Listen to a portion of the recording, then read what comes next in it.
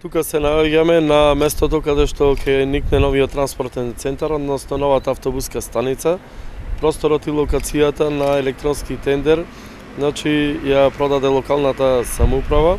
Тоа е државно земјиште, меѓутоа од пред една година со градежното изградено државно земјиште стопанисува локалната самоуправа. На тендерот се јави фирмата Пелагонија Бус, која што ќе ја гради новата автобуска станица. Значи овој стар објект од пожарната станица ќе биде рушен, се гради нов објект, реконструкција на старото индустријско училиште во нова противпожарна станица. А овдека на овој дел имаме нова современа автобуска, бензинска пумпа и сите пропратни објекти кои што може да ги има една современа автобуска, како чекална, кафетери, соби и така натаму по европските стандарди.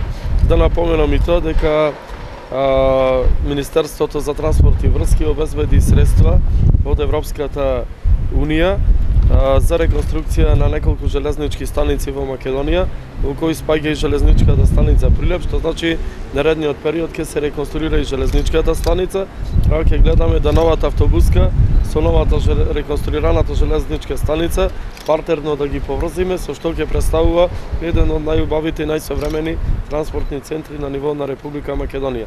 Конечно, Прилеп после 4-5 децени го решава овој голем проблем и потреба на град. Ова приватна инвестиција ќе биде во висина некаде околу 1 милион евра, а ќе има над 50 нови вработувања за нашите сограѓани.